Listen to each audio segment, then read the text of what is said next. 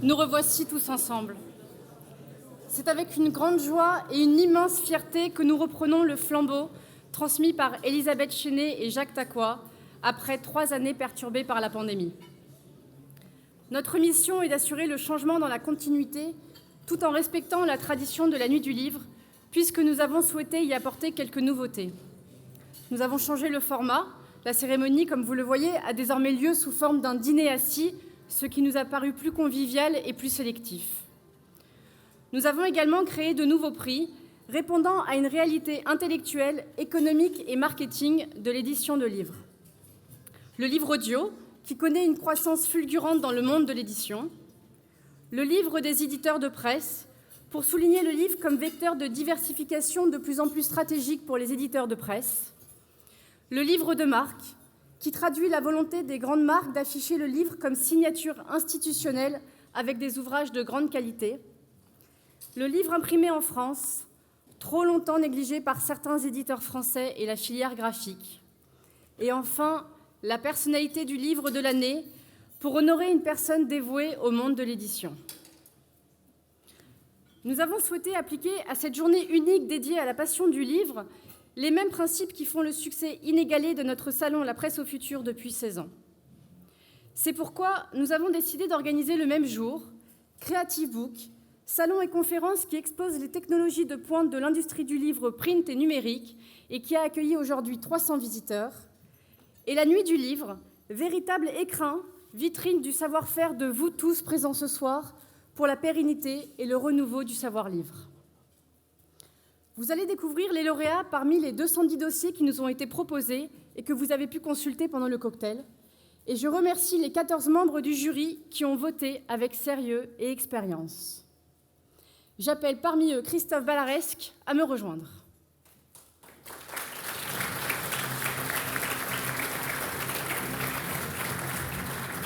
Bonsoir Christophe.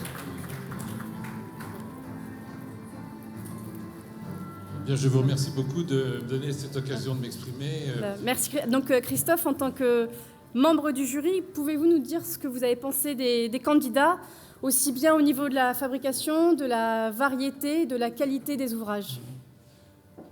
Eh bien, c'était très riche. Il y en avait pour tout le monde, et pas uniquement dans le thème du beau livre, qui est souvent, parfois, plus sur la forme que sur le fond. Il y avait du fond dans ce qu'on a regardé. Il y avait des éditeurs et des auteurs qui avaient vraiment travaillé le projet d'écriture qu'ils voulaient faire, que ça s'adresse à la jeunesse ou à des livres plus techniques ou à des livres de photographie ou des essais ou de littérature générale. Donc on a été assez surpris. On avait vraiment un jury extrêmement précis dans leurs commentaires et je vous remercie d'avoir vraiment organisé ça. On en était très heureux. Nous aussi, Christophe, nous étions ravis. Alors, vous faisiez partie des nommés. Quelle était l'originalité de votre ouvrage et pourquoi, en tant que candidat, vous avez candidaté à la Nuit du Livre? C'est très gentil de me donner cette occasion. Je suis effectivement auteur et je me suis lancé dans un travail d'écriture il y a 3 ans. 1 an et demi d'écriture, 1 an et demi de production. Étant papetier de métier, j'attache de l'importance à l'objet. Et je me suis édité à compte d'auteur pour être certain que le produit et l'objet que j'avais en tête soient là. Très bien. Écoutez, merci beaucoup. Vous pourrez j'espère que tout le monde aura l'occasion de lire votre ouvrage. Je vous remercie de votre présence et vous invite à regagner votre place. Mais nous pouvons le révéler en avant-première. Malheureusement, vous n'avez pas été retenu parmi les lauréats, ce qui montre l'impartialité du jury. Très bien, je vous invite à aller voter. Merci beaucoup. Bien, donc je parlais justement de l'imprimer en France. S'il vous plaît, merci. Je parlais de l'imprimer en France. Sachez que 10 entreprises françaises de la filière graphique, la conception graphique, photograveurs, imprimeurs, brocheurs, relieurs, sont derrière la fabrication des 11 trophées qui seront remis ce soir. Je les cite. CPI Firmin-Didot, Nord-Compo, Compo Rive Gauche, Frédéric Basset, photograveur, Cartonnerie Jean, Rambaud, Mangeance Imprimeur, les Artisans du Regard, Floc Imprimeur, Groupe Maury, nous pouvons les saluer.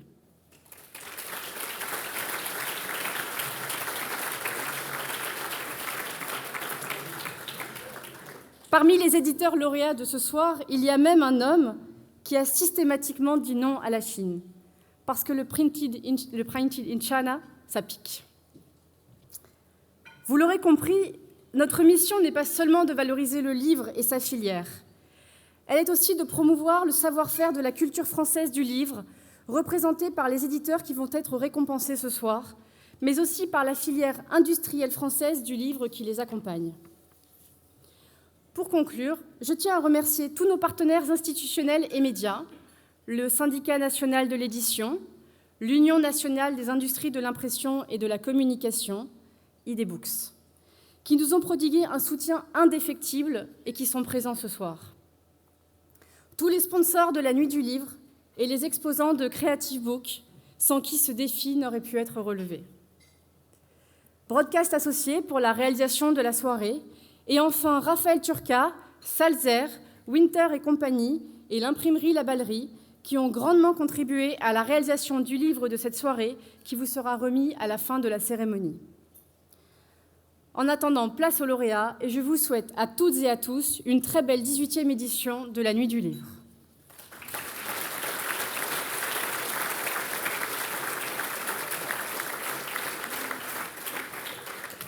Merci.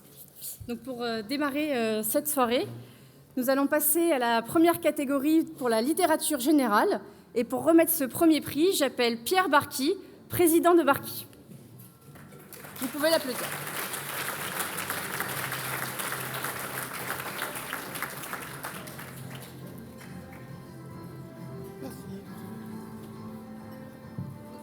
Bonsoir Pierre. Bonsoir Dorothée. Nous sommes ravis de t'avoir à nos côtés, surtout que tu es un fidèle de la Nuit du Livre. Oui, on est fidèles depuis pas mal d'années maintenant et on pense que c'est très important de soutenir la Nuit du Livre. En tout cas, nous sommes très touchés.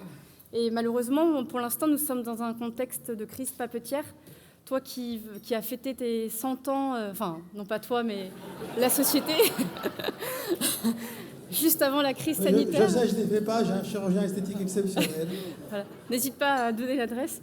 Comment est-ce que Barky a pu fait face à la crise papetière en ce moment? Alors, je crois qu'on est comme tout le monde, on fait de notre mieux, on n'a pas de solution miracle, on a essayé d'anticiper les choses au maximum, d'être le plus proche possible de nos clients, ce que nous avons toujours été, et les informer de la meilleure manière et de la manière la plus transparente possible. Je pense que c'était important.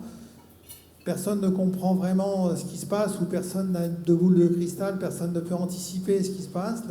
Cette crise énergétique, elle est sans précédent, elle est basée sur une spéculation incroyable, et on voit bien que, ne serait-ce que sur le mois d'août, qui est un mois normalement où l'énergie est très, très stable, finalement il y a eu un doublement du prix de l'énergie alors qu'il était déjà multiplié par 10.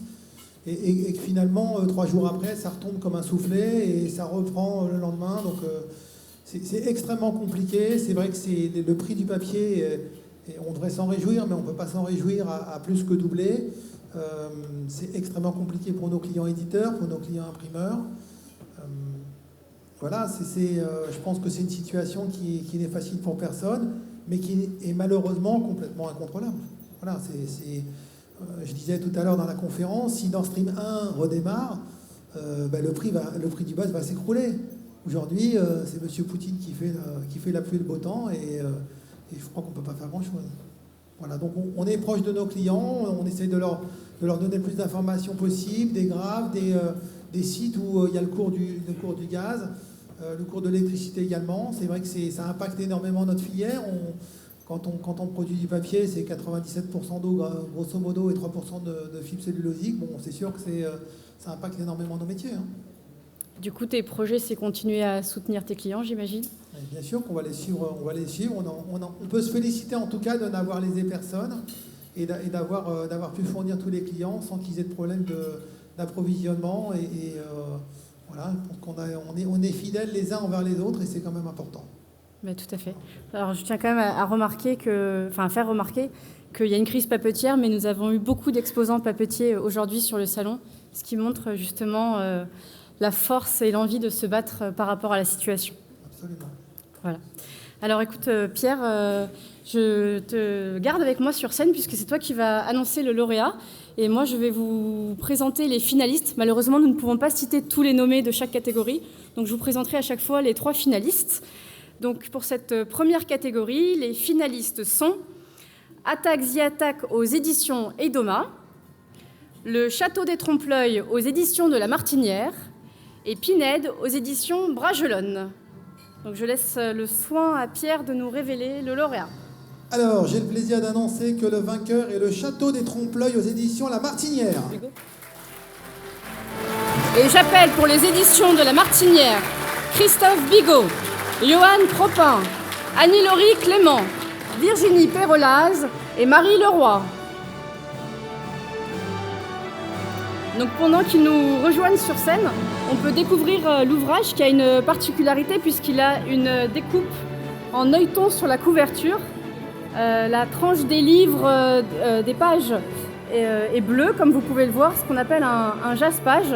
Et peut-être que on peut raconter l'anecdote quand même que je crois la fabricante s'est cassé la jambe pendant la fabrication du livre. Alors en dehors de ces petites anecdotes, on voit donc que le papier a une main particulière, que la reliure est originale, qu'il y a quand même une certaine politique de rapatriement de vos ouvrages en France, en termes d'impression. Qu'est-ce que vous pouvez nous dire de plus ?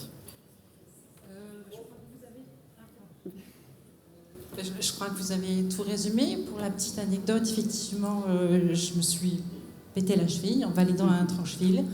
C'est pas banal.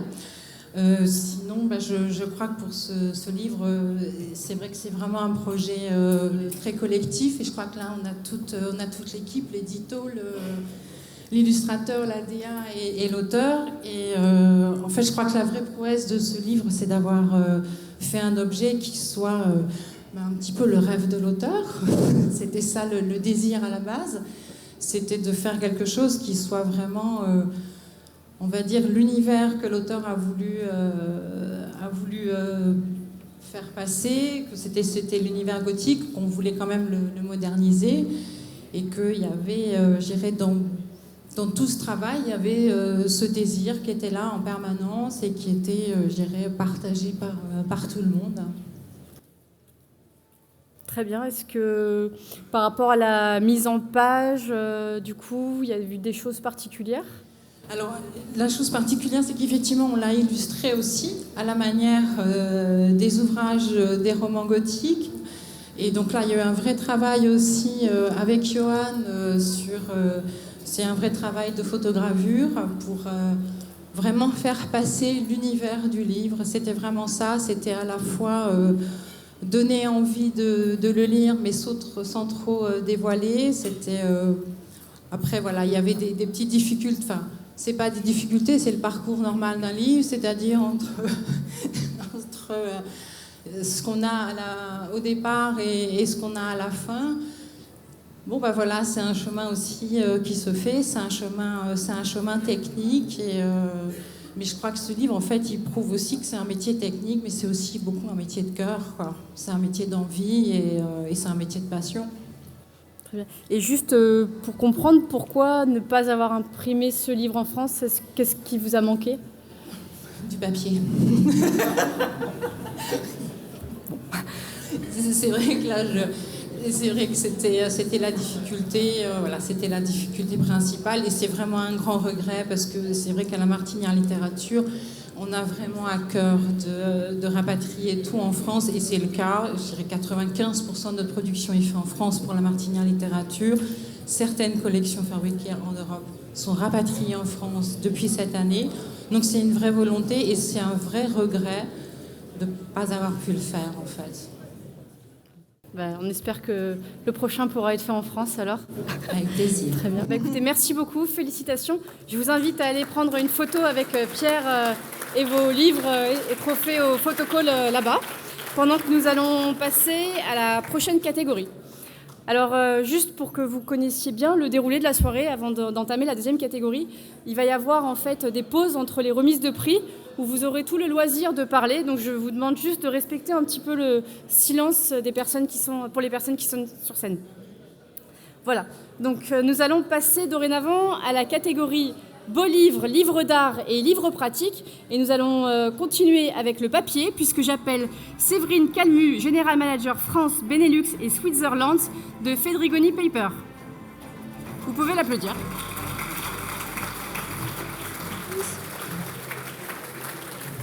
Bonsoir. Bonsoir Séverine. Bonsoir. Alors, une autre habituée de la Nuit du Livre. Tout à fait. Et on a aussi beaucoup entendu parler de Fedrigoni dans la presse ces derniers temps.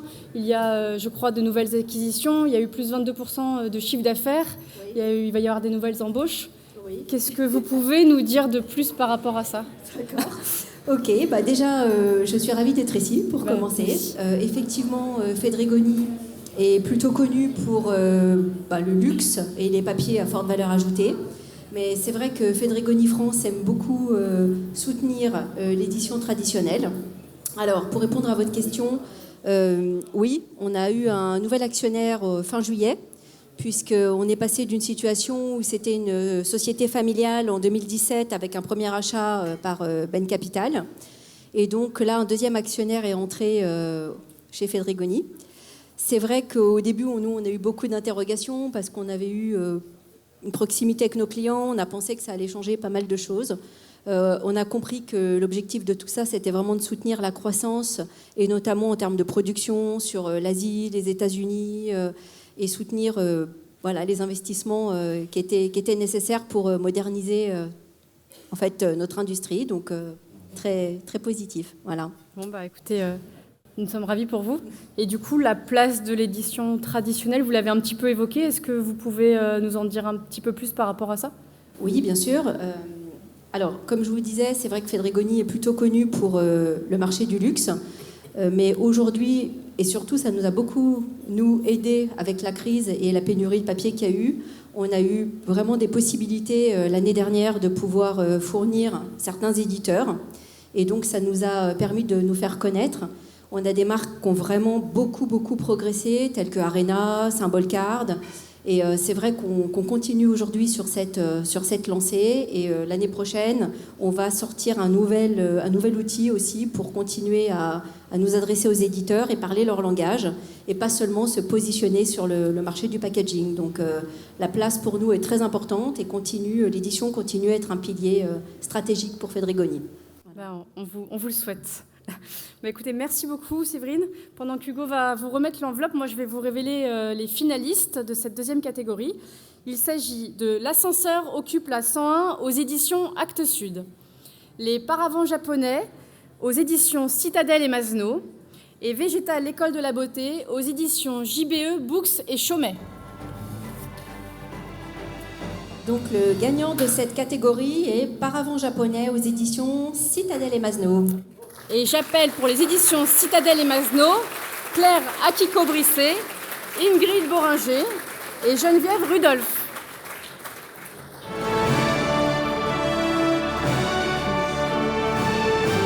Donc, comme vous allez le voir dans quelques secondes, c'est un ouvrage exceptionnel. Il aurait mérité le grand prix du jury s'il avait existé ce soir.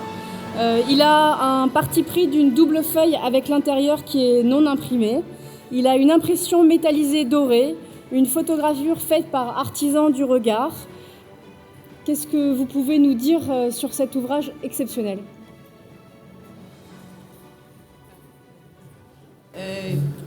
Juste déjà, c'est un travail d'équipe, comme le disait la précédente intervenante. À l'origine, il y a un groupe d'auteurs, puis une coordinatrice d'ouvrage, qui est donc Claire Akiko-Brisset, qui enseigne à Genève, qui est spécialiste de culture japonaise, et qui a eu à cœur de faire publier ce titre, qui avait à l'origine une publication plutôt universitaire, et qui a été vraiment retravaillé, parce que l'idée, c'était le paravent, c'est un support extraordinaire, esthétique, technique, et à travers le champ de l'histoire de la culture du Japon, on voulait aborder de la manière d'un très très beau livre cet objet par avant. Et sans doute, Claire va nous en dire un petit peu plus, parce que je crois qu'on a eu beaucoup de plaisir à la fabrication, à la réalisation, la conception, puis la fabrication de ce livre. Merci beaucoup.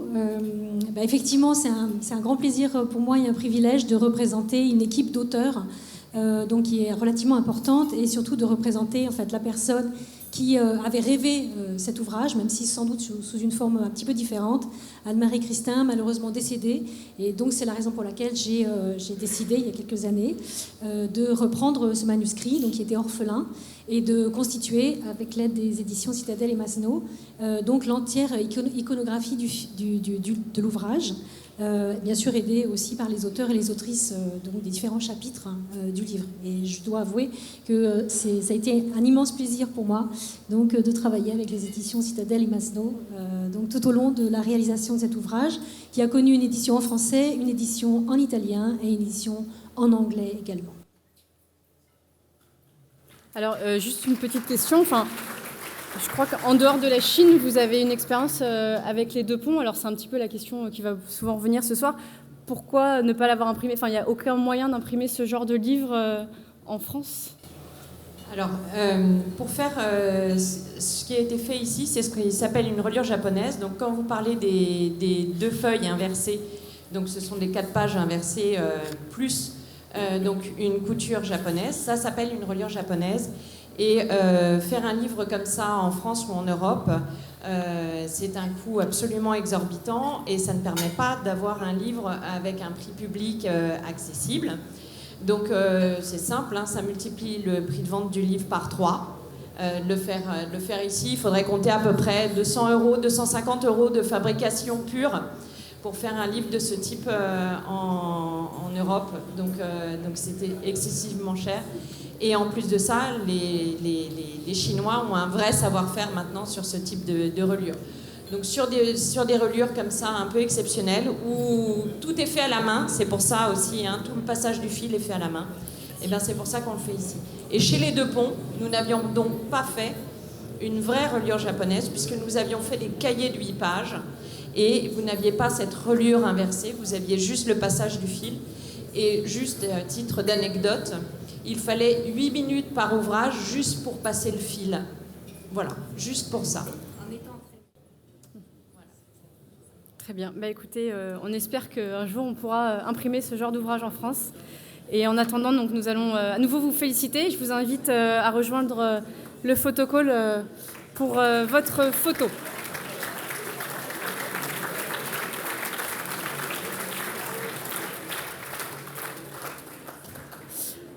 Alors pour la 3e catégorie, il s'agit des livres scolaires et livres éducatifs. Et j'appelle Hugues Chevassu, directeur commercial du groupe Dupliprint, à me rejoindre.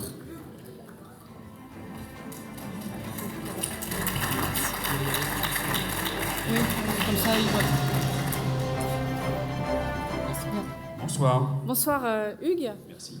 Alors le groupe Dupliprint, on parle beaucoup d'impression à la demande pour diminuer les stocks. Comment votre solution aide-t-elle le monde de l'édition justement dans la gestion logistique ? S'il vous plaît. Merci. Non, c'est une histoire qui a commencé il y a un petit bout de temps. Je vais rappeler quelques faits historiques. On a signé en 2016 un partenariat avec le groupe Hachette sur un projet qui s'appelle Rhythméo, et conjointement avec le groupe Madrigal et Humaine 6 sur un projet qui s'appelle la TCD, tirage court dynamique, qui réduit de façon conséquente les stocks. Je vous donne quelques chiffres à l'heure actuelle. Aujourd'hui, ça représente environ 15 000 titres en base embarqués chez nous, environ 60 000 commandes par an, 3 millions d'exemplaires par an, à une moyenne de tirage de 47 exemplaires. Donc je pense qu'avec ce type de chiffres, on réduit considérablement les stocks. Et c'est une vraie problématique que les éditeurs ont pris en charge depuis maintenant assez longtemps. Et alors, en dehors de la gestion logistique, je sais que vous avez récemment racheté une imprimerie pour les cartes de visite. Vous êtes partout, dans l'éditique, le marketing, la communication. En 2020, vous aviez racheté l'imprimerie Jouve. Qu'est-ce que cela a changé pour vous et pour le monde de l'édition? Alors, d'un point de vue géographique, moi, ça m'a permis quand même de connaître la ville de Mayenne, qui n'est pas négligeable. Qui est une terre d'imprimeurs, puisqu'on partage aussi cette région avec l'imprimerie Floch. Plus sérieusement, l'imprimerie Jouve a été créée en 1903. C'est un grand nom de l'imprimerie. Ça nous donne une grande responsabilité, puisqu'il y a quand même 200 personnes sur le site. Et on a un chiffre de 24 millions d'euros. Moi, ça m'a permis à titre personnel de développer de manière importante le business qu'on faisait avec les éditeurs sur la partie numérique, avec la rotative, notamment pour le manga, et puis aussi avec les machines offset pour faire du scolaire en France. Bah, écoutez, on espère qu'il y aura d'autres nouvelles bientôt dans ce secteur. Et donc je vais vous révéler les finalistes pendant qu'on va vous remettre l'enveloppe. Je vais mettre donc, les lunettes, les finalistes de la catégorie livres scolaires et livres éducatifs sont Il était une forme aux éditions Maison Georges, Le Kididoc des Pourquoi aux éditions Nathan et Pierre-Henri Leuvre aux éditions de la Philharmonie. And the Oscar goes to Il était une forme aux éditions Maison Georges. Et j'appelle pour les éditions Maison Georges Anne-Bénédicte Schwebel.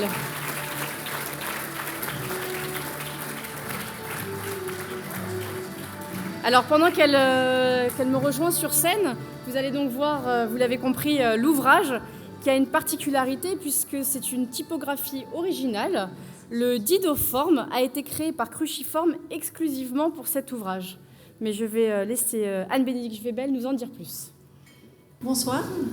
Écoutez, Félicitations. Je suis très heureuse, donc je suis toute seule là sur scène pour notre première participation à la Nuit du Livre. Mais voilà, très honorée, très heureuse de voir ce projet très audacieux pour nous, qui a été porté pendant plusieurs années avec Cruciforme et Gazole.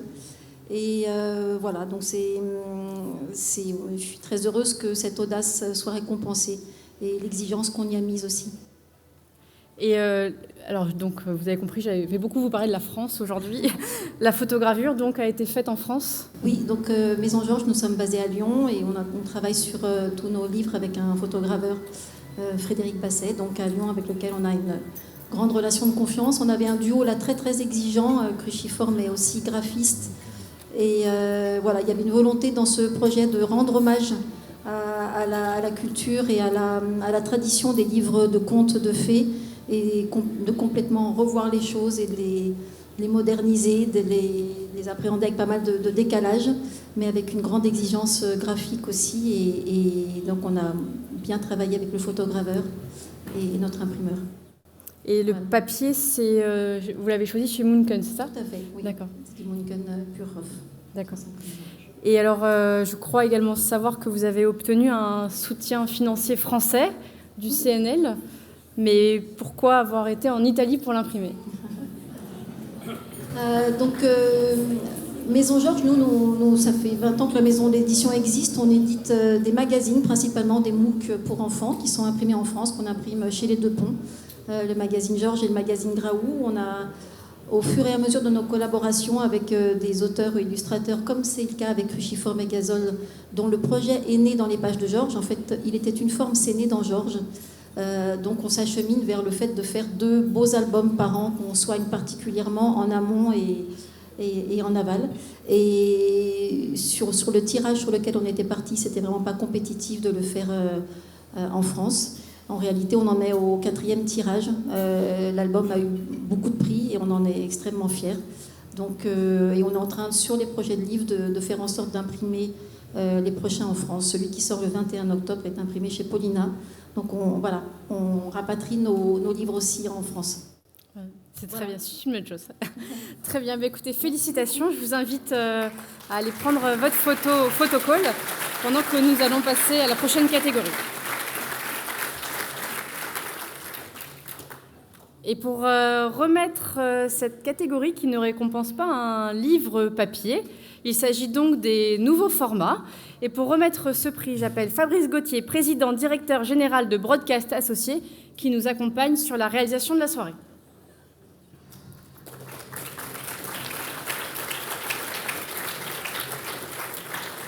Fabrice, bonsoir. Bonsoir Dorothée. Je suis ravie de t'avoir encore une fois à mes côtés puisque tu nous accompagnes également sur la presse au futur et All for Content, des événements dédiés à la presse et au contenu de marque. Et donc il paraît un petit peu plus surprenant de te voir dans le monde de l'édition. Et pourtant aujourd'hui sur Creative Book, on a eu donc beaucoup de papier, mais on a eu aussi des exposants qui ont présenté des solutions audio et vidéo. Alors toi, en tant qu'expert de l'audio, de la vidéo, penses-tu que l'édition peut et doit se tourner vers ce genre de support? Alors, vaste sujet, je ne veux pas me prononcer moi, c'est le consommateur, le lecteur qui va choisir. Effectivement, le livre, c'est nouveau pour nous, c'est nouveau pour Broadcast Associés, mais je crois que le livre, comme plein d'autres domaines, n'échappe pas aux nouvelles technologies, aux nouvelles façons de consommer, que ce soit pour assurer la promotion de vos livres, la promotion de vos contenus, et aussi la diffusion. Donc, c'est en ça où nous sommes ravis d'être partenaire à nouveau de Dot Evans. Nous sommes ravis d'assurer la promotion des livres et du contenu en général. Il ne faut pas oublier que le premier contenu, c'est le livre. Avant qu'on parle de cinéma, avant qu'on parle de télévision ou de radio, c'est le livre. Donc les racines sont ici. Il faut les déployer, les faire vivre et les faire briller. On est là ce soir pour faire briller les ouvrages. Alors, bien écoute, merci beaucoup. Je vais donc vous révéler les 3 finalistes de cette catégorie pendant qu'on va te donner une enveloppe. Donc, il s'agit d'Expédition au Spitzberg aux éditions Akasha, L'Institut aux éditions Albin Michel et Rouge Brésil aux éditions Gallimard. Et le gagnant sont Expédition au Spitzberg aux éditions Akasha. Alors, il s'agit d'une lauréate et j'appelle Vanessa Burig à me rejoindre. Et vous allez voir que quand on parle de nouveaux formats, c'est impressionnant ce que Vanessa va nous présenter. Alors justement, je vous disais qu'on n'allait pas forcément récompenser un livre papier, puisque je ne pouvais pas tout vous révéler. En fait, il s'agit d'un livre papier, mais également un livre audio et vidéo, ou plutôt photo, puisque Vanessa vous le dira mieux que moi, mais en fait, il s'agit non pas d'un album photo, non pas d'un livre audio, mais du premier album photo sonore papier. Alors ça paraît assez innovant. Qu'est-ce que tout ça veut dire? Comment est né votre projet? Alors le projet, déjà merci. Le projet est né tout simplement parce que j'ai plusieurs métiers à mon arc. Je suis à la fois photographe, biographe, éditrice et auteur de guide de voyage. Et dans toutes ces professions, j'avais pour rêve de pouvoir mettre du son dans les pages de mes livres, qui soient autres que de l'imagerie sonore qu'on connaît tous. Et j'avais envie d'avoir du beau livre papier avec du son. Que ce soit pour mes clients en tant que biographe, ou pour qu'on puisse conserver leur voix quand ils racontent leur vie. Que ce soit pour du voyage, qu'on puisse conserver. Donc moi, je suis surtout spécialisée sur les régions du Grand Nord, le Groenland en l'occurrence, ou les régions arctiques. Et j'avais très envie de pouvoir avoir, par exemple, le velage du glacier, la langue inuite dans mes livres, photos. Et il n'y avait pas d'objet sur le marché qui proposait ça. Et du coup, voilà, ce projet est né dans ma tête il y a à peu près 6 ou 7 ans. Le Covid est arrivé. Pour le coup, moi, ça a été plutôt une bonne nouvelle dans le sens où j'ai eu du temps et j'ai développé le prototype à ce moment-là. Et jusqu'à arriver aujourd'hui à l'objet que vous avez devant vous, qui est un album photo sonore personnalisable, haut de gamme, avec des belles finitions, et que vous pouvez créer sur le site Akasha, directement, ou sur mesure en faisant appel à nos services premium. Très bien. Et alors, le lancement est prévu pour la fin d'année, on pourra l'acheter pour les cadeaux de Noël? Tout à fait. En fait, le lancement en vrai a lieu en juin. D'accord. Mais là, on est vraiment en train de lancer officiellement la première série d'albums photos sonores. Et si on peut commencer à aller sur le site, créer son livre. S'il vous plaît, après, on va passer à l'entrée, s'il vous plaît. Merci. On peut commencer à créer son livre en ligne sur le site Akasha. Et on reçoit les premiers livres début novembre. Donc c'est prêt pour les cadeaux de Noël. Et pour même des projets en B2B. Là, par exemple, c'est un projet pour le voyagiste de luxe Grands Espaces, de manière à promouvoir ces voyages en région polaire. Très bien. Du coup, on sait quel cadeau offrir à Noël. Écoutez, merci beaucoup. Je vous invite à aller faire la photo. Et donc, nous allons passer à l'entrée. Donc, n'hésitez pas à parler à ce moment-là. Merci. Bon appétit.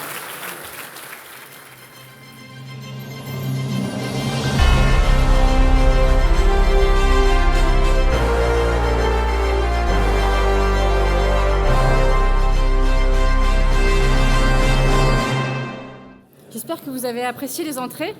Alors, avant de poursuivre la soirée, comme malheureusement tout le monde n'a pas l'honneur d'avoir le livre entre ses mains, il faut quand même vous expliquer que c'est un trophée que nous avons souhaité original, puisque c'est, comme vous le voyez, un livre qui s'éclaire et qui, du coup, éclaire la beauté de vos ouvrages.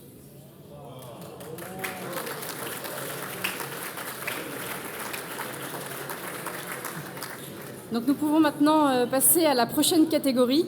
Il s'agit de la catégorie jeunesse, bande dessinée et manga. Et pour remettre ce prix, j'appelle Carole Verlet, CEO de Dalim Software. Et vous pouvez l'applaudir.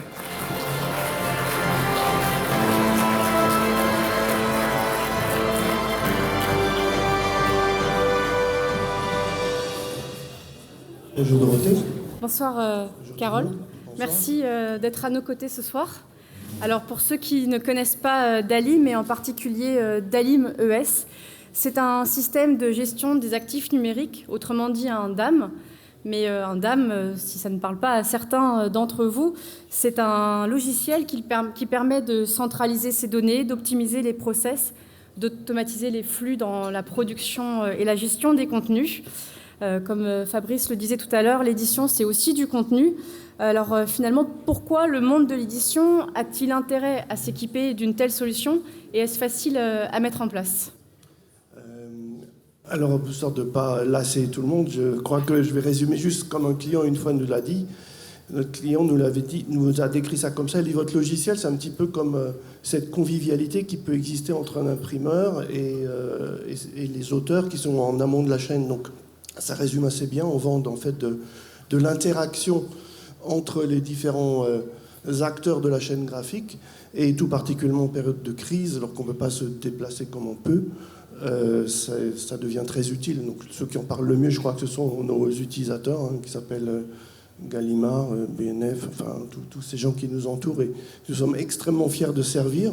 On a commencé dans l'imprimerie, ça va bientôt faire 40 ans, et donc on n'oublie jamais nos racines, que le livre est le seul média qui arrête de consommer de l'énergie une fois qu'on l'a produit, et qu'il ne faut pas oublier que tout ce qui est électronique, à ce titre-là, est un petit peu justement le consommateur d'énergie auquel il faut faire attention. Et c'est un petit peu pour ça qu'on est alimenté à l'hydroélectricité chez Dalim. Donc en plus, nos logiciels sont complètement, enfin autant verts qu'on puisse l'être quand on est électronique. Effectivement, c'est une problématique importante de nos jours. Merci Carole. Donc pendant qu'on va vous remettre l'enveloppe, je vais vous révéler les finalistes de cette catégorie. Il s'agit de Constellation aux éditions Le Cosmographe, La nature au bout des doigts aux éditions Les Grandes Personnes et Pleine Brume aux éditions Gauthier-Languereau.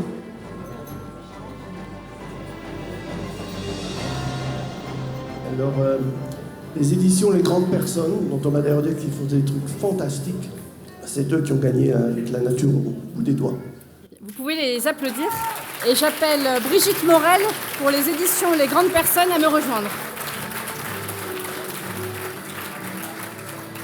Alors pendant que Hugo va vous montrer le livre, ce qui nous a surpris au moment du jury, lorsqu'on découvre cet ouvrage, c'est que c'est un imagier qui est entièrement blanc. On pourrait croire qu'il s'agit d'un livre pour les aveugles, mais non. En fait, ce livre montre en fait en relief certaines images gaufrées qui jouent avec les sensations et les sens. On peut suivre les contours d'un roseau, on peut toucher des flocons de neige, on peut caresser les ailes d'un papillon, tout ça au travers d'un livre. C'est assez surprenant. Est-ce que, Brigitte, vous pouvez nous commenter cet ouvrage d'une grande délicatesse ? Déjà, merci pour ce prix. En fait, Pénélope, l'auteur, est une habituée S'il vous plaît. Merci. du livre, s'intéresse beaucoup au handicap en général. Donc, j'avais déjà travaillé avec elle sur d'autres ouvrages qui s'adressaient aussi aux enfants handicapés. Et pour celui-là, donc, elle avait commencé à travailler avec l'Institut des jeunes aveugles. Et en fait, c'était extrêmement compliqué de faire des images lisibles pour les aveugles. Donc on a laissé ce projet-là de côté, mais on s'est dit quand même qu'on allait concevoir un livre qui soit un peu comme une passerelle, en fait, entre les deux univers. Et moi, j'aime aussi beaucoup créer des livres pour les bébés, pour les tout-petits. Et j'essaye toujours de les rendre aussi tactiles, alors pas forcément en leur rajoutant des matières, mais juste avec du papier. Donc là, c'est aussi vraiment toute cette sensualité du papier, et puis ce côté vraiment aussi merveilleux, justement, de découvrir ces images blanches avec les yeux et avec les doigts. Effectivement, c'est assez original. Bah, écoutez, merci beaucoup. Bravo, félicitations, et je vous invite à aller faire la photo avec votre livre et votre trophée. N'hésitez pas à prendre votre trophée pour l'avoir. Très bien. Nous allons donc passer maintenant à la prochaine catégorie. Il s'agit des livres d'éditeurs de presse, puisque, comme je vous le disais, nous avons créé cette catégorie puisqu'il y a quand même une certaine diversification et une certaine complémentarité entre la presse et le livre. Et pour remettre ce prix, j'appelle Frédéric Oliven, directeur général d'Audience, et vous pouvez également l'applaudir.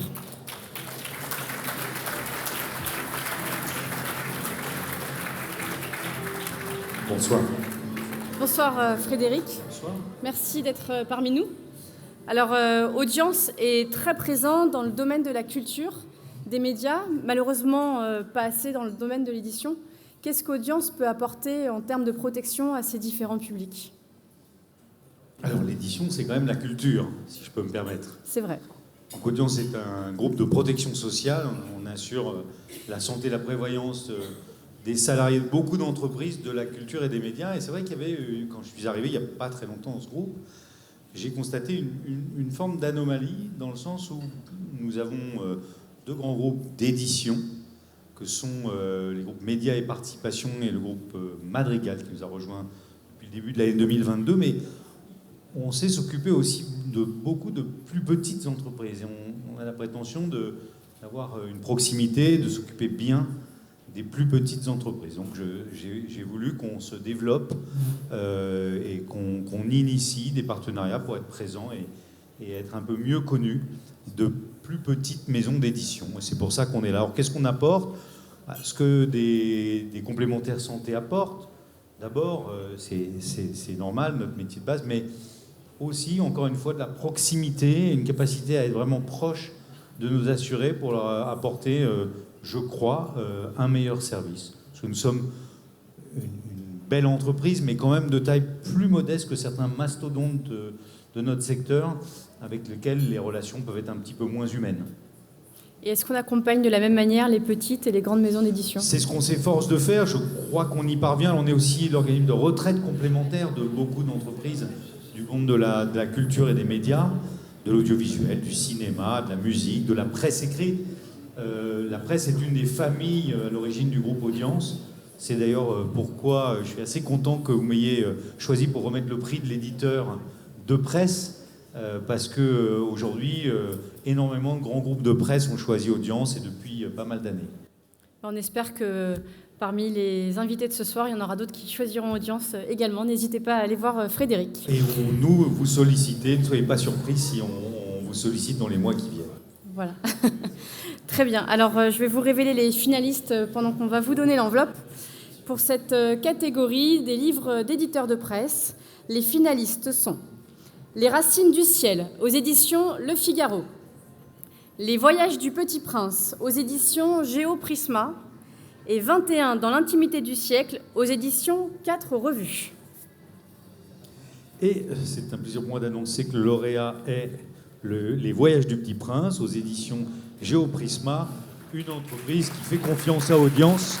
Et j'appelle les équipes, dont Gwendoline, Michaelis. Et j'appelle aux éditions Géoprisma Valérie Landronnier, Thomas Rivière et Gwendoline Michaelis.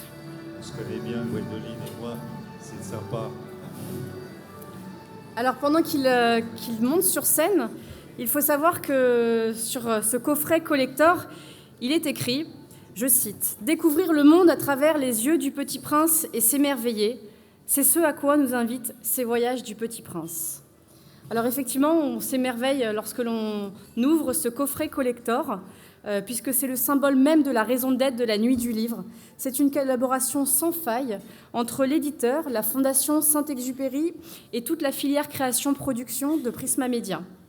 Dans ce coffret, on peut découvrir 10 tirés à part exceptionnels, une couverture or à chaud au dos toilé. Et ce qui est très surprenant, c'est que finalement, on ne raconte pas du tout l'histoire du Petit Prince, mais il s'agit de documents d'archives, d'entretiens exclusifs, d'analyses et surtout des photos de Géo, ce qui montre vraiment les voyages de ce thème et de ce conte. Mais je laisse les lauréats en dire beaucoup plus que moi. Merci beaucoup. Donc ça a été une très très très belle aventure. Prisma Media, qui est un éditeur de presse, s'est engagé pour faire du livre et du très beau livre. C'est rare pour des éditeurs comme nous d'avoir l'opportunité de pouvoir faire encore des beaux livres comme ça, avec effectivement une fabrication extraordinaire. Enfin bon, on a eu droit à tout. Tout ce qu'on a demandé, on a eu droit. Même le petit filet, on a eu droit à tout ce qu'on a demandé, on l'a eu. C'était incroyable. Dans ces temps difficiles, voilà. Et le challenge, c'était effectivement de parler du Petit Prince, mais pas pour les enfants, et pas non plus pour les grands qui ont la nostalgie du Petit Prince. C'est vraiment en quoi le Petit Prince, ce conte philosophique, nous raconte encore aujourd'hui des choses très très intéressantes, notamment, ça a été l'un des précurseurs de l'écologie, on le sait peut-être pas toujours. Donc voilà, et on a été accompagné beaucoup par la rédaction de Géo aussi. Donc voilà, un grand soutien massif de Prisma Media avec notre directrice de Prisma Media et aussi la fondation du Petit Prince. Donc je laisse la parole là. Je vais juste ajouter que dans un monde qui devient de plus en plus virtuel, c'est un réel honneur pour nous de recevoir ce prix pour ce livre qui, comme vous l'avez compris, célèbre la quintessence même du papier à travers les voyages réels et irréels du Petit Prince. Donc un grand merci pour avoir choisi de récompenser cet ouvrage qui a été réalisé conjointement avec Thomas Rivière, les équipes de fabrication de chez Prisma Media et l'équipe édition Prisma. Donc un grand merci, on est vraiment super heureux. Le jury vous remercie de vos remerciements et je vous invite à rejoindre le photocall pour immortaliser ce moment.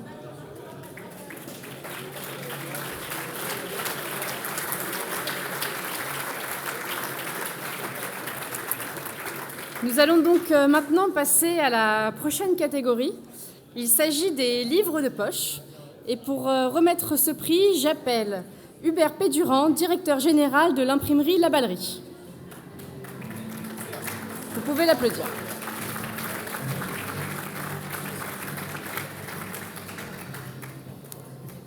Bonsoir Hubert. Bonsoir Dorothée. Félicitations. C'est superbe. Toi aussi, merci. En plus, t'es bronzé.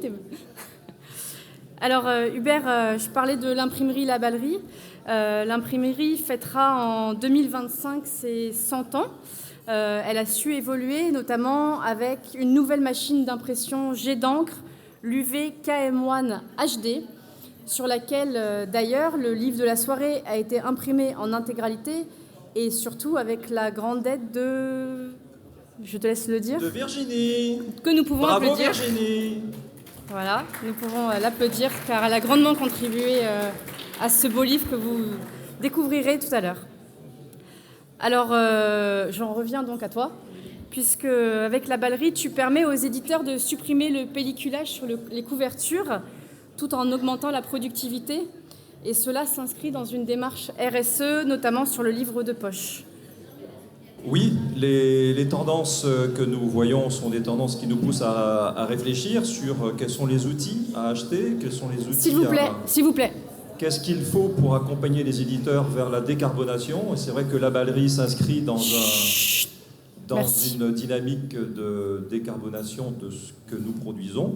Et j'ai un plan stratégique à 2030. Nous allons tout faire pour réduire au maximum nos émissions carbone. Donc tous les outils qui sont aujourd'hui dans des perspectives d'acquisition sont des outils qui sont tournés totalement vers cette stratégie de décarbonation. Donc on surveille les consommations électriques, les consommations en énergie. Enfin bref, il n'y a plus aucun investissement dans la scope qui ne sera pas fait autrement que dans cette perspective de réduire nos émissions carbone. Et donc la KM1 de Konica Minolta a été choisie dans cet objectif avec une gâche proche de zéro, peu d'énergie consommée, un papier qui est traité immédiatement et qui est froid, qui est prêt à partir en impression, en façonnage, pardon. Donc, et puis d'autres vertus, notamment de désancrabilité du jet d'encre. Donc voilà, plein de critères techniques qui nous font progresser et apporter notre pierre à l'édifice de cette fameuse décarbonation de notre industrie, tout en étant innovant. Et alors, je sais que tu as une autre casquette que nous connaîtrons tout à l'heure, mais tu en as une troisième, Gutenberg & Co, qui est spécialisée dans le livre à la demande.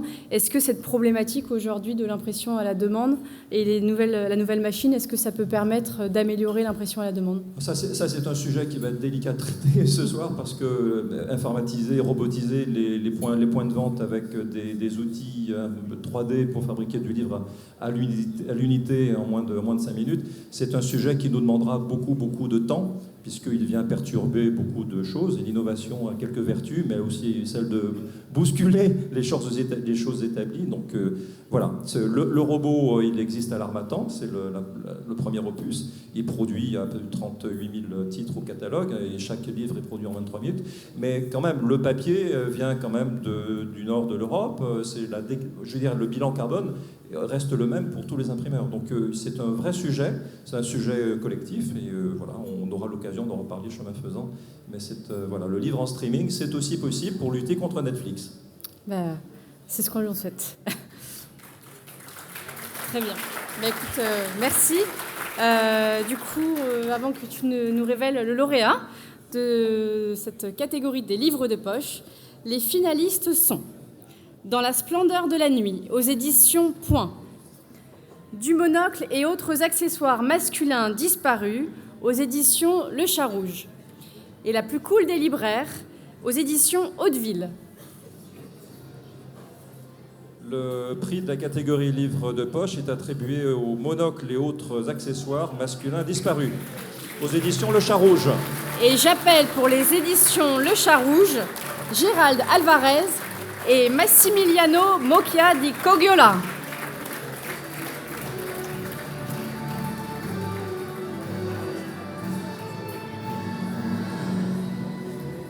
Donc pendant qu'ils sont sur scène, vous allez pouvoir découvrir ce livre qui a une particularité et une originalité puisqu'il y a des illustrations qui sont réalisées par l'auteur, qui sont un petit bijou de précision et de délicatesse. Le papier a été fourni par Firmin Didot avec une couverture 270 grammes. Donc je pense que vous allez nous dire qui et comment ce papier a été choisi. Bonjour, plutôt bonsoir et encore merci aux membres du jury d'avoir choisi ce merveilleux livre. Et je voudrais remercier bien sûr Massimiliano qui en est l'auteur et l'illustrateur. Il fallait bien compte tenu. Absolument. Vous parliez donc du papier de l'imprimeur. Je voudrais aussi remercier mon imprimeur CPI, Firmin Didot, qui est un imprimeur donc français.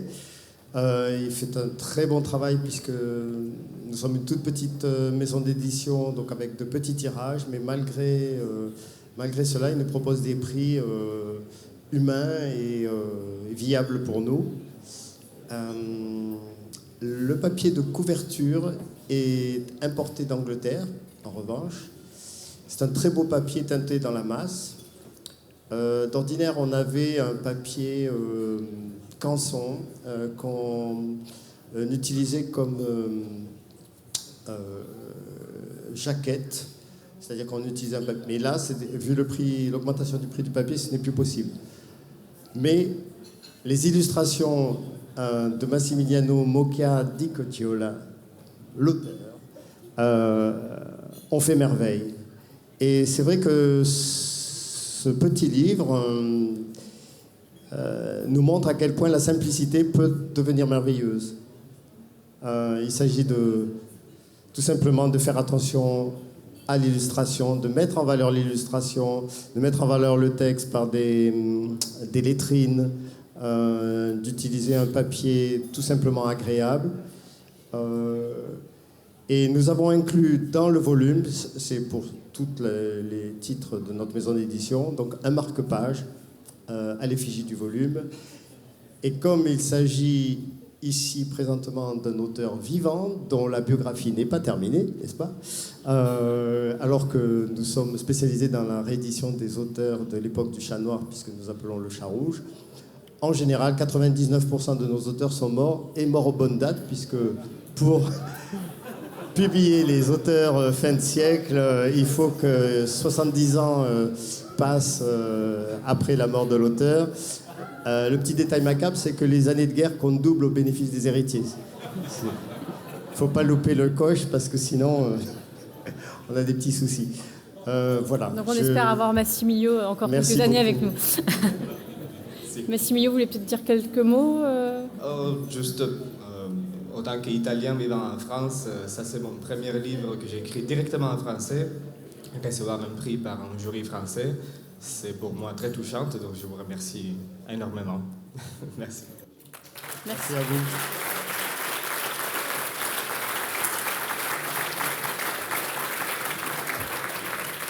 vous. Donc bravo à vous. Et pour le petit clin d'œil du monocle, c'est un prix accessoire indiqué sur le livre. Donc n'hésitez pas à aller les voir pour les consulter.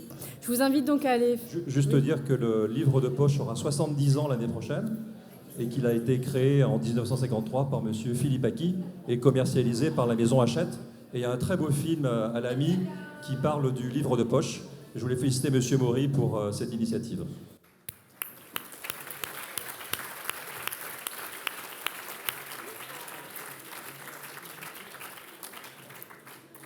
Bien.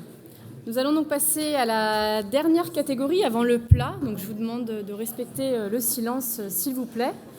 Et pour remettre ce prix, j'appelle Elisabeth Sutton, fondatrice d'ID Books, pour la catégorie livres animés.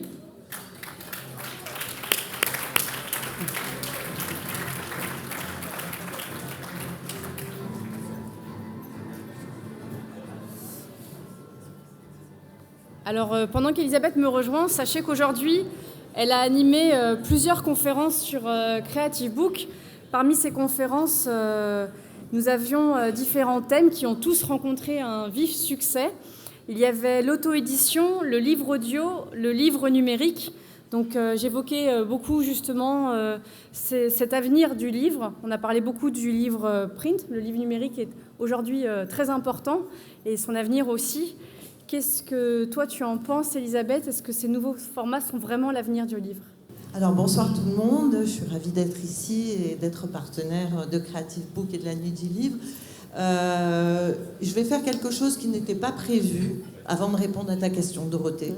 Je pense qu'on pourrait applaudir très fort Dorothée, Alban, Patrick et toute l'équipe qui a monté Creative Book.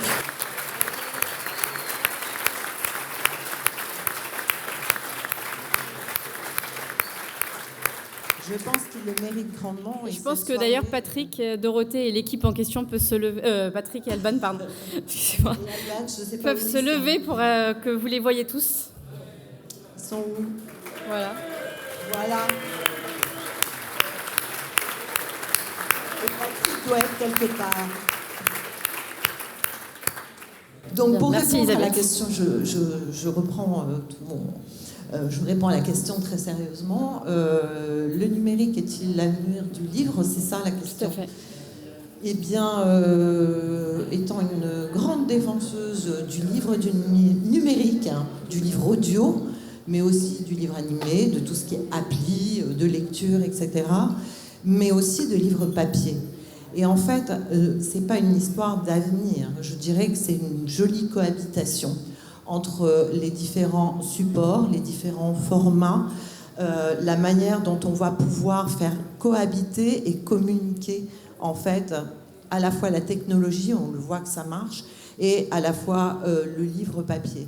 Donc ça, c'est quelque chose pour moi qui est extrêmement important. Donc il n'y a pas de cannibalisation, le fameux mot, du tout. C'est juste une belle cohabitation entre tous les supports. Et l'objectif qu'on a tous ce soir, c'est d'inciter les gens à lire, quel que soit le format, quel que soit le style, quel que soit le genre, que ce soit du manga, que ce soit de la jeunesse, que ce soit de la romance, que ce soit de la grande littérature, du livre d'art. D'ailleurs, sur ID Books, on parle de tous ces livres-là. On ne fait pas de sectarisme, on parle de toutes sortes de livres à partir du moment où ce sont des coups de cœur. Donc, soyons tous prescripteurs pour le livre et pour la lecture. Merci à vous. Bravo pour ces mots, Elisabeth. Et le livre a donc beaucoup d'avenir, quel que soit le support. Alors, Elisabeth, on va te remettre l'enveloppe. Et pendant ce temps, je vais donc vous annoncer les finalistes de cette belle catégorie. Les finalistes sont Dans le secret des galeries, aux éditions Amatera. Esprit et tu là, aux éditions Les Grandes Personnes. Et encore aux éditions Les Grandes Personnes, Le corps humain. Et le gagnant est Dans le secret des galeries aux éditions Amatera. Nous pouvons les applaudir et j'appelle Romain André et Cécile Jacou à me rejoindre.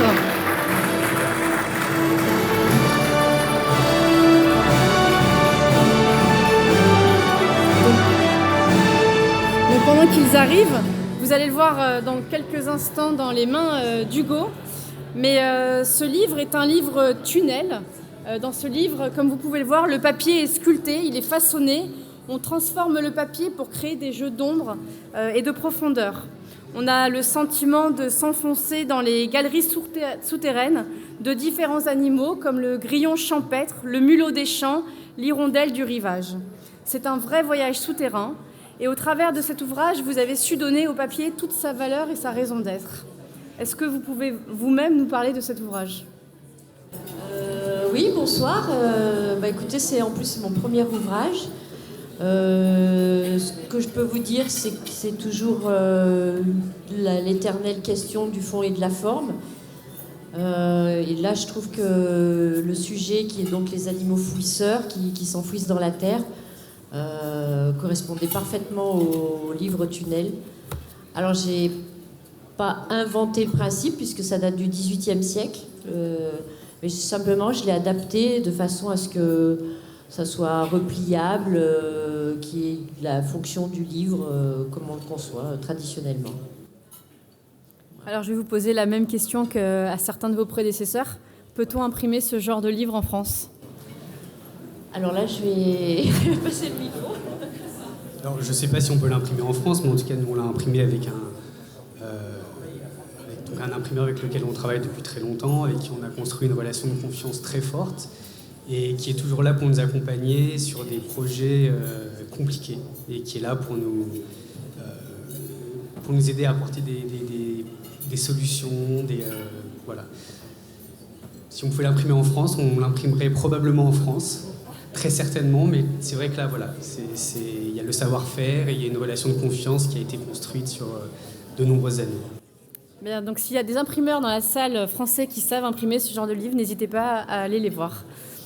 Merci beaucoup. Donc, je vais vous laisser rejoindre le photocall pour immortaliser ce moment et je vous laisse déguster le plat.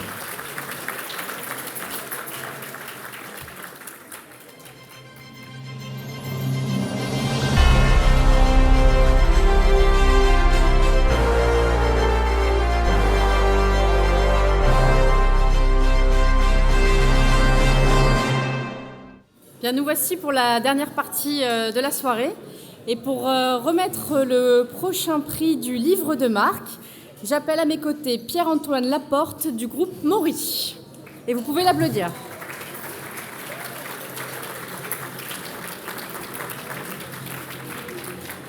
Bonsoir.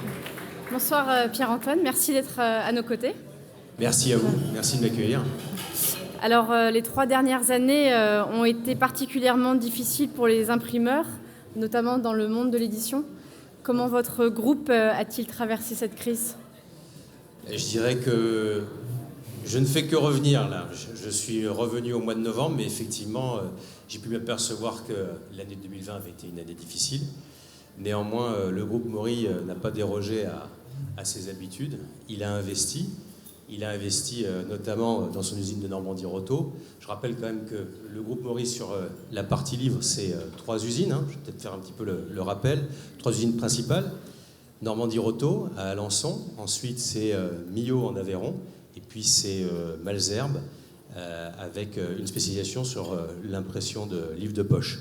Nous avons un réseau d'usines qui offre des solutions en court, moyen et long tirage. Et effectivement, donc comme je le disais, pendant le Covid, Normandie-Roto a investi dans une presse Lithoman Zero Make Ready qui a permis au groupe de répondre de façon ultra dynamique à la croissance du marché de la littérature générale, qui, comme vous avez pu le voir, le constater, a été important sur 2021. Voilà. De la même façon, le groupe possède d'autres sites dans le livre, et notamment possède une usine qui s'appelle Roto France Impression à Logne, qui en 2020 a fait l'acquisition d'une ligne Heidelberg XL, 9 groupes, qui intègre du vernis acrylique et qui peut nous permettre de revenir également dans des impressions de livres illustrés. Donc je vous invite en tout cas à ne pas hésiter à nous consulter dans ce sens, parce que ça peut nous permettre de revenir sur des marchés dans lesquels nous étions présents et sur lesquels on peut sans doute apporter des solutions. Voilà. Donc vous avez compris le message, n'hésitez pas à aller voir Pierre-Antoine. Alors en tant qu'imprimeur, que pensez-vous et comment vous traversez la crise papetière ? Écoutez, on vit la crise papetière un petit peu comme tout le monde. On est spectateur de quelque chose d'assez inédit. Je dirais que la façon avec laquelle on accompagne nos clients, c'est qu'on leur offre du stock, on essaye de leur donner la possibilité d'anticiper le plus possible. On a la chance de ne pas avoir trop d'achats de papier de notre côté, ce qui fait qu'on n'est pas heurté de plein fouet par les coûts du papier, parce qu'ils représentent vraiment très peu dans nos achats, si vous voulez, puisqu'on est plutôt avec des clients qui nous fournissent, plus qu'on ne les fournit eux-mêmes. Mais néanmoins, voilà, je dirais que l'objectif, c'est de les accompagner sur les choix des papiers, pour faire évidemment toujours plus léger, faire des économies dans les ports, bien entendu, essayer de trouver des solutions d'approvisionnement s'il y a besoin, ce qu'on fait évidemment sur des projets spot, alors que bien entendu sur les projets où il y a de la récurrence, on sait qu'on est plutôt, je dirais, à la disposition du client pour lui placer le papier au besoin. Alors j'ai une autre question peut-être un peu plus délicate, je ne sais pas. Vous succédez à votre oncle, monsieur Jean-Paul Maury, à la tête du groupe. J'imagine que c'est un honneur, mais que ça ne doit pas être facile. Comment voyez-vous l'avenir du groupe ? C'est un immense honneur déjà, parce que c'est quand même...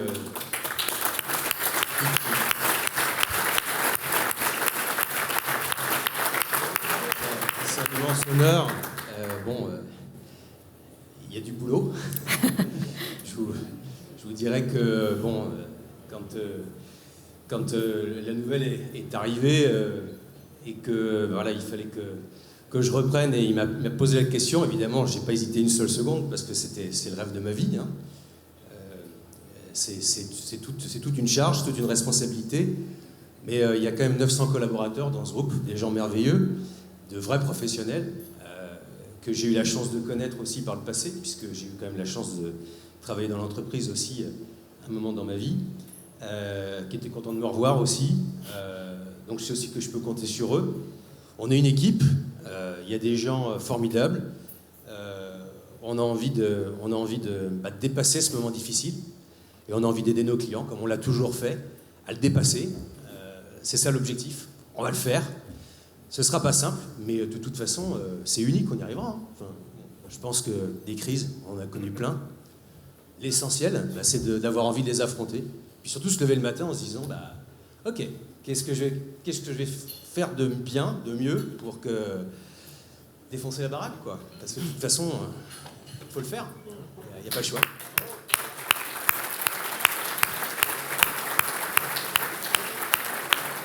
Merci beaucoup.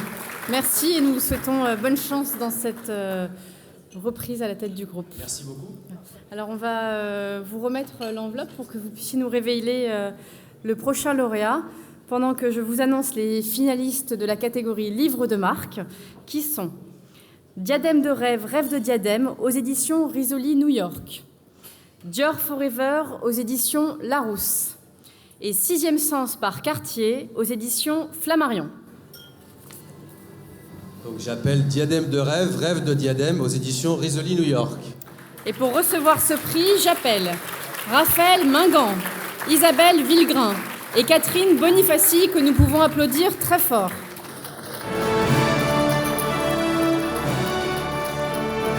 Donc, pendant qu'ils nous rejoignent, vous pouvez découvrir dans les mains d'Hugo l'éclat des bijoux qui est révélé dans ce livre. Ce livre et les bijoux qui sont mis en valeur illuminent les chevelures des filles de rois, des femmes du monde, des élégantes d'ici et d'ailleurs. En quelques mots, ce livre fait rayonner les diadèmes que toutes les petites filles aimeraient porter dans leurs rêves de princesse. Tout est fabriqué en Chine.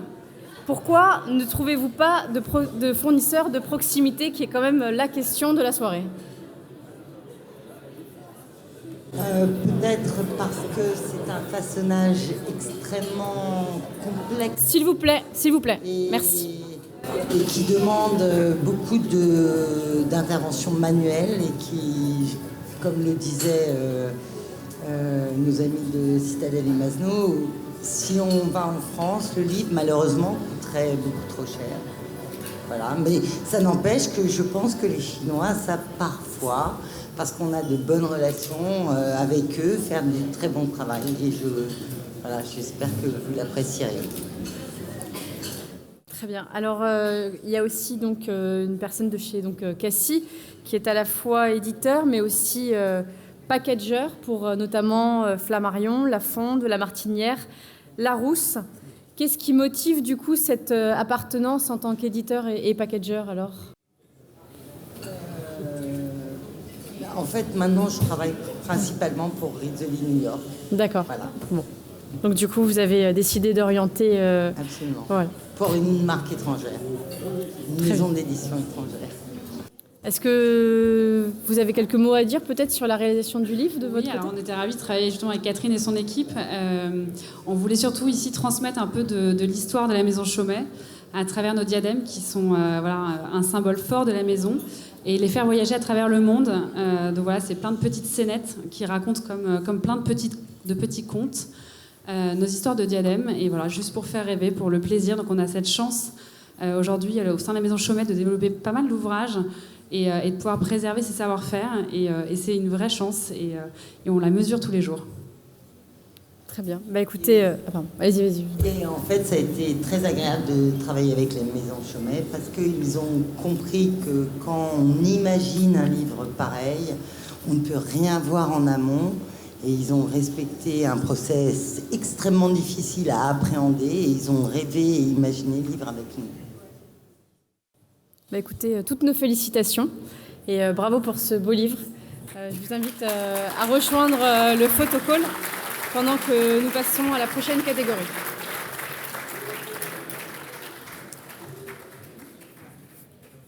La prochaine catégorie est un petit peu particulière puisqu'il s'agit donc des livres imprimés en France dont nous avons effectivement beaucoup parlé ce soir.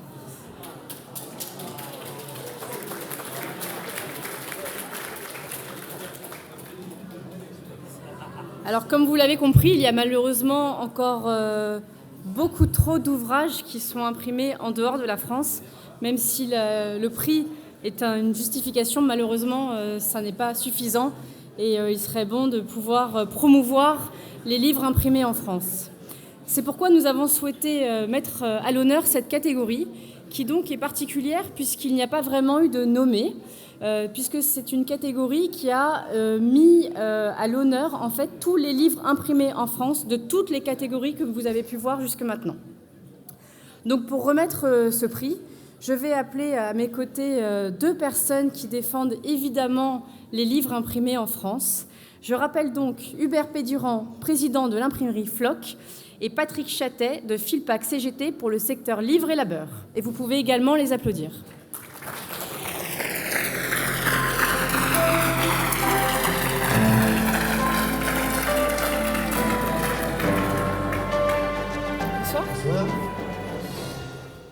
Donc merci d'être là et de défendre donc l'imprimé en France qui est très cher à toutes les personnes présentes ici ce soir, en particulier certains.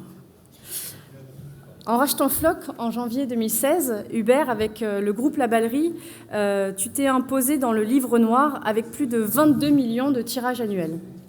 En 2021, tu as imprimé 9 prix littéraires, dont le Goncourt, et plus de 30% des nouveaux titres de la rentrée littéraire 2022 sont imprimés chez Floc. Quelles sont les perspectives pour la fin de l'année et pour 2023 ? Déjà dire que nous avons la chance d'avoir encore des professionnels dans notre secteur. Et je souffre terriblement de voir des imprimeurs remettre des prix à des imprimeurs qui ne sont pas français. Et donc j'espère qu'en 2023, le jury fera un effort dans sa sélection et sera un peu plus, je dirais, là pour un patriotisme industriel que je ne retrouve pas ce soir. Et je suis un peu triste de ça, et je tenais à le dire.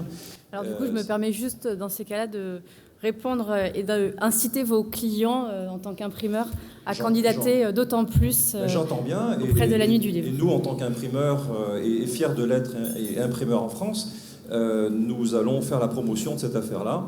Et avec nos partenaires sociaux, et en l'occurrence la Filpac CGT, nous allons défendre et nous voulons défendre encore plus ce patrimoine industriel qui est celui de l'imprimerie en France.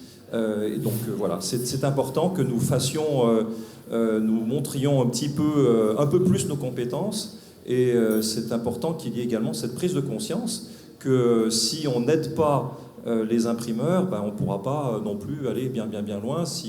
Voilà, ça va être du gagnant-gagnant, et on fera tout pour. L'imprimerie Floc est une imprimerie qui est un peu, je dirais, emblématique de l'imprimerie en France, puisque là aussi elle sera centenaire en 2029. C'est une imprimerie qui a été sauvée de la faillite par la SCOP, La Ballerie, en 2016. Ce n'était pas gagné. Mais aujourd'hui, donc, les 3 rotopages fonctionnent à plein régime, et nous avons cette fierté d'avoir soutenu 92 familles, donc 92 salaires à la fin du mois. Et ici, nous avons des clients éditeurs qui remplissent nos fiches de paye. Et c'est important aussi de leur rendre hommage, nous, en tant qu'imprimeurs français. Et c'est un peu... Voilà. Donc Floc, c'est un des fleurons, et nous... En tant qu'organisation patronale, nous sommes très fiers de défendre Floc, mais également Maury, et également toutes les autres imprimeries qui font la fierté de notre industrie. Et donc voilà, c'est important également que les partenaires sociaux nous accompagnent dans cette stratégie de revalorisation de notre industrie. Merci à vous en tout cas.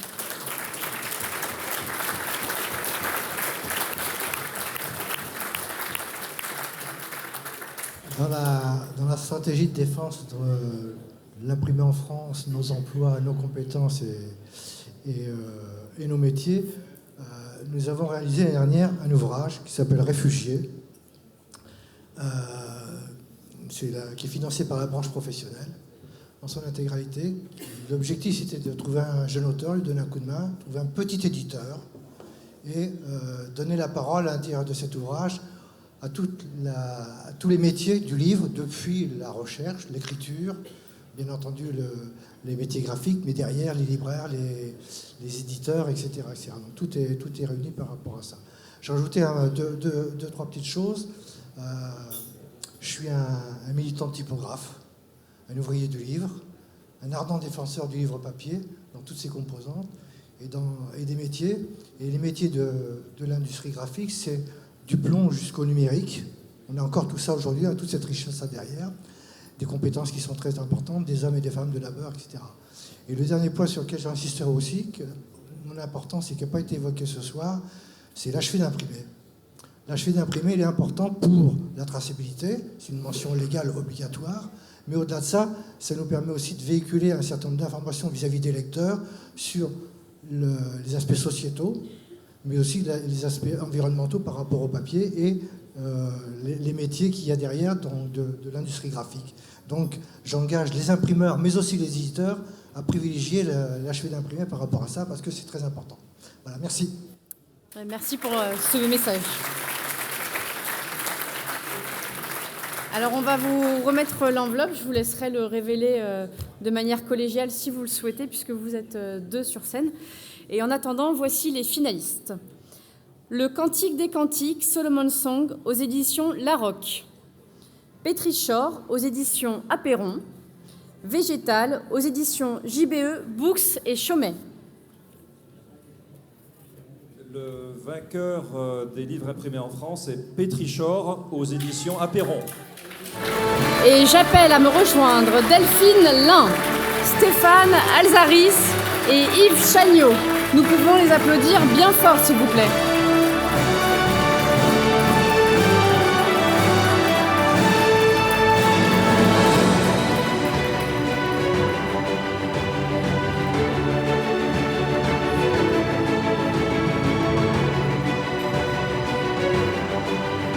Donc vous pouvez découvrir cet ouvrage qui a une particularité dans l'ouverture des pages. Et je vais m'adresser donc à Yves Chagnot, qui est, puisque vous êtes justement l'un de ceux qui avaient résisté aux produits en Chine, qui est donc une notion très particulière ce soir, et notamment pour des ouvrages très sophistiqués. Ce qui montre que, contrairement à ce que nous avons pu voir pendant la soirée, la France sait fabriquer des livres sophistiqués. Je sais également qu'une de vos expressions favorites est, je cite, « Pour fabriquer, il faut l'intelligence des mains ». Qu'est-ce que l'intelligence des mains ? C'est quelque chose d'assez particulier. Là, j'ai pu remarquer que c'était quelque chose d'inné. Je sais pas, comme s'il y avait des yeux au bout des mains. Les Chinois sont très bons là-dessus. Enfin bref, on est une petite maison d'édition, je dirais petite, moyenne. Et on travaille donc en Charente et en Haute-Vienne. Et on travaille avec un éditeur qui est juste à côté de chez nous, qui est Mogin Imprimeur, qui a 2 unités à Malmort et puis donc à Tulle. Et pour les couvertures, ça c'est pour l'impression, et pour les couvertures, on travaille avec la SARL Rambaud, qui est à Confolens, qui est à 40 km de chez moi. Donc on est sur un réseau très fermé, enfin très court, et en plus, on n'a pas de distributeur-diffuseur. Parce que je pense que dans le métier du livre, en fait, le diffuseur-distributeur, c'est quelque chose qui pèse très très lourd, et beaucoup trop lourd. Sur nos livres, qui sont dédiés aux artistes, on donne 12% de droits d'auteur et on monte tout à la main, à la maison. J'ai été dragué par les Chinois, donc ils m'ont fait des maquettes en blanc, qui étaient à peu près bien. Et pendant 4 mois, j'ai résisté parce qu'ils nous offraient vraiment la solution économique de rêve, c'est-à-dire des livres 2 fois moins chers et tout monté. Parce que nous, il nous reste les livres à monter. Et en fait, j'ai beaucoup pensé aux Tibétains et aux Ouïghours. Et c'est en fait surtout ma femme qui m'a dit « Attends, si tu fais ça, je plie plus les livres. » Donc dans ces cas-là, j'étais un peu embêté.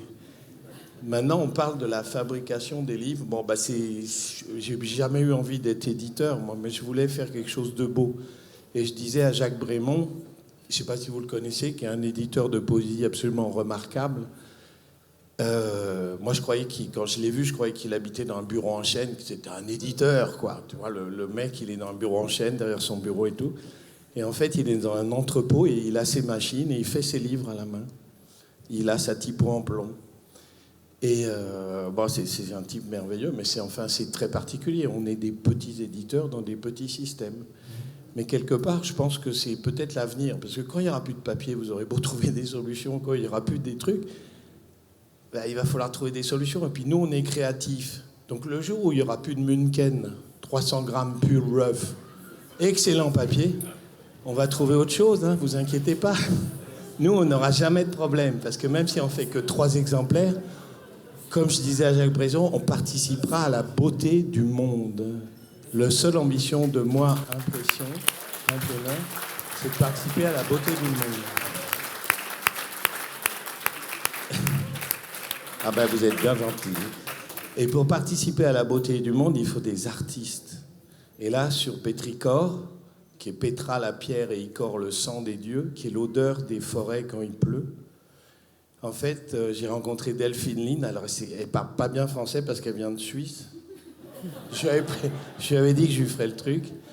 Et Delphine m'a envoyé un dessin qui m'émouvait beaucoup. Et je trouve que par le dessin, par l'art dessiné, en fait, on va avoir une émotion, comme dans une exposition, et qu'il n'y a rien de dit, mais il y a vraiment une belle émotion. Et elle, ce qu'elle m'a fait ressentir, c'est la puissance de la terre, de cette transformation de la matière, de la transmutation. Et là, j'ai pensé à mon ami Stéphane Alzaris, philosophe, alchimiste, magicien, qui a mis des mots donc, sur ce livre. Et donc, la beauté du monde, elle passe par le rêve des artistes et des philosophes. Voilà. Bravo.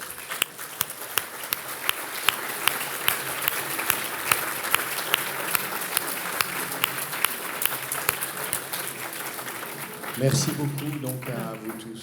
Merci et félicitations. Bien, nous allons donc passer au dernier prix de cette cérémonie. Il s'agit de la personnalité du livre.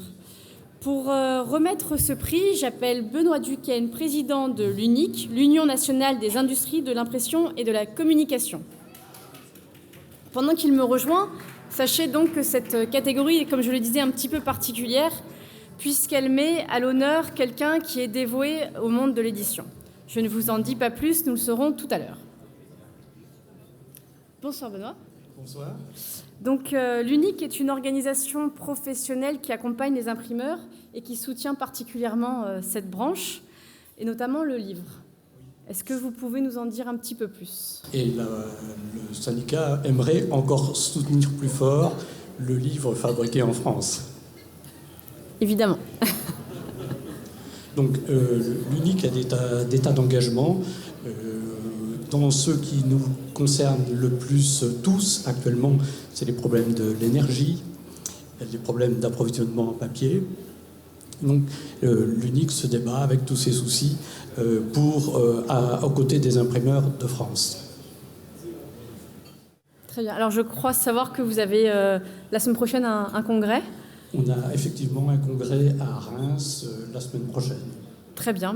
Rendez-vous le 23 septembre. Ce congrès sera printissime. Absolument. Alors, comme je le disais, cette catégorie est un petit peu particulière puisque nous n'avons pas de finalistes. Nous avons décidé de choisir une personnalité particulière dans la profession. Et donc, je vais vous laisser ouvrir l'enveloppe pour nous dévoiler qui est cette personne très particulière. Donc, la personnalité du livre, c'est M. Jean-Paul Maury, président-directeur général du groupe Maury. Et je vous demande, s'il vous plaît, une standing ovation.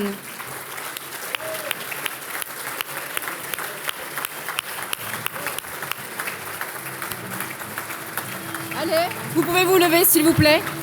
J'appelle donc à mes côtés M. Jean-Paul Maury, président fondateur du groupe Maury, et Patrick Thuot. Faut m'ouvrir les lumières, là. Je parle d'abord. Jean-Paul, dis-lui que je parle. Je parle d'abord.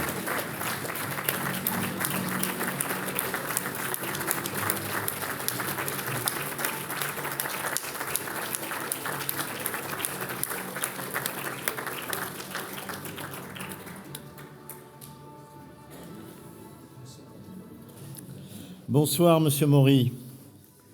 Cher Jean-Paul, depuis 1968, vous avez... Je vais mettre mes lunettes quand même, parce que je ne suis pas si jeune que ça. Vous avez vécu et accompagné la transformation du livre sans jamais faillir avant de passer la main fin 2021. À 11 ans, vous déclarez que vous serez imprimeur. Vous êtes devenu le plus grand imprimeur français. Le groupe Maury, c'est 150 millions d'euros de chiffre d'affaires, 900 personnes, 6 sites industriels, 150 millions de livres imprimés par an. Mais pas uniquement.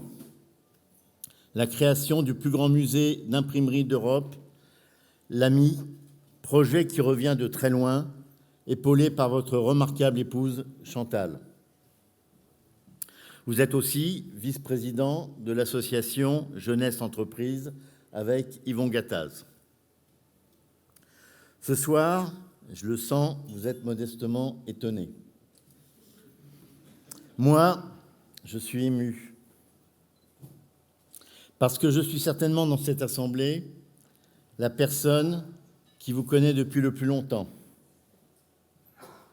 Mais aussi et surtout parce que vous avez marqué mon existence professionnelle de votre empreinte.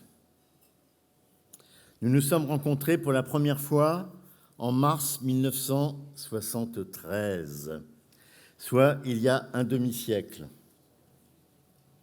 Pendant 10 ans, nous nous sommes livrés une bataille sans merci, mais toujours confraternelle et courtoise à l'époque des dinosaures, Paul Arnaud Hérisset, Floch, Pierre Bordas, Suzanne Ducongé de chez Gallimard, François Coupry de chez Nathan, Jean Fournier de chez Grasset, etc. Vous, pour construire l'empire Groupe Maury, moi, pour sauver simplement une imprimerie historique, Firmin Didot, et qui existe, heureusement, toujours. 1984. 10 ans après, alors que je suis devenu éditeur de presse, pendant le succès d'Intergraphique, vous m'adressez un défi involontaire. Qu'est-ce que vous attendez pour en faire autant ? Je vous ai écouté. En janvier 85, j'étais à la tête d'Intergraphique. Depuis, nous avons fait du chemin. Vous, vendeur de papier imprimé, moi, vendeur de moquettes. Mais ce que vous ne savez pas, c'est que grâce à vos paroles ce jour-là, nous sommes côte à côte ce soir, au même âge de jeune homme. Et je souhaitais vous en remercier. Je sais que votre devise a toujours été GBS, le gros bon sens. Ce soir, je vais me permettre de vous en attribuer une autre. Vous êtes l'homme de l'art. Anticiper, réagir, triompher.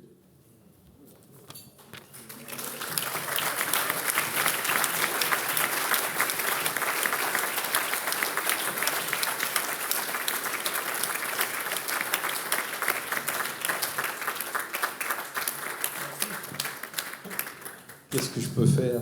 On est deux brontosaures. Je sais plus, on code plus à l'Argus, hein, tous les deux. Bon, voilà. Écoutez, il a tout dit. Je vois pas. Qu'est-ce que je peux rajouter de plus? Vous exagérez. Bon, vous exagérez énormément. On a fait ce qu'on a pu. Je sais pas. J'ai fait plein de bêtises. J'aurais pu mieux faire. Souvent, c'est ce que je me dis. Mais enfin, bon. La suite est là. C'est à eux à prouver le futur de notre groupe. En tous les cas, je vous remercie de ces belles paroles devant tout le monde, mais franchement, je ne m'y attendais pas, mais ça fait plaisir. Voilà. Bon, écoutez... Je sais que vous attendez. Bonne santé à vous, et vous avez aussi une charmante jeune fille qui a l'air de s'y donner à fond, et vraiment, bravo, vous réussissez bien, elle accroche sans arrêt, je reçois des mails tous les jours, 400 mails par jour. Venez à le du futur, machin. Bon, lâche pas, lâche pas. C'est bien. L'avenir est assuré. Allez, bravo. Merci à tous. Merci, président.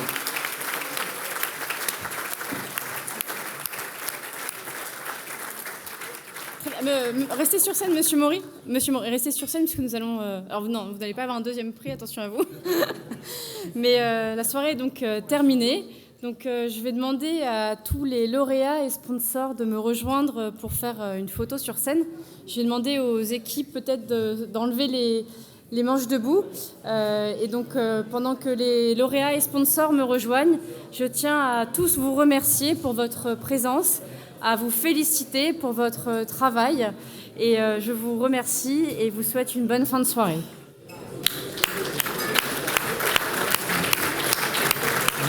Ouais, merci. Bravo.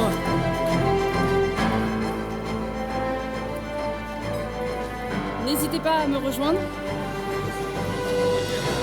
N'hésitez pas à me rejoindre. Ne soyez pas timide.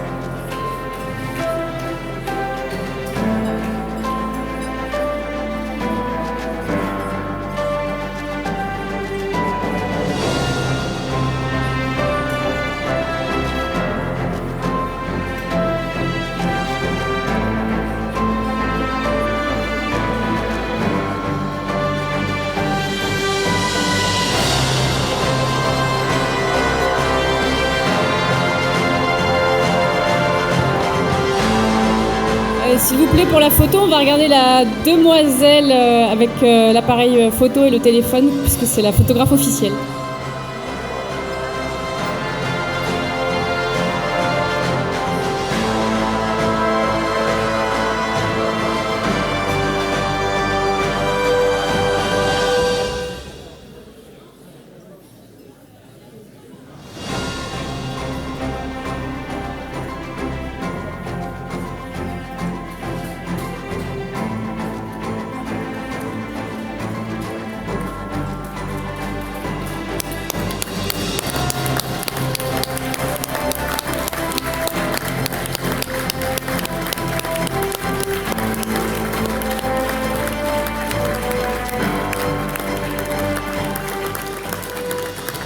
Très bien, merci encore, bravo à tous et rendez-vous l'année prochaine.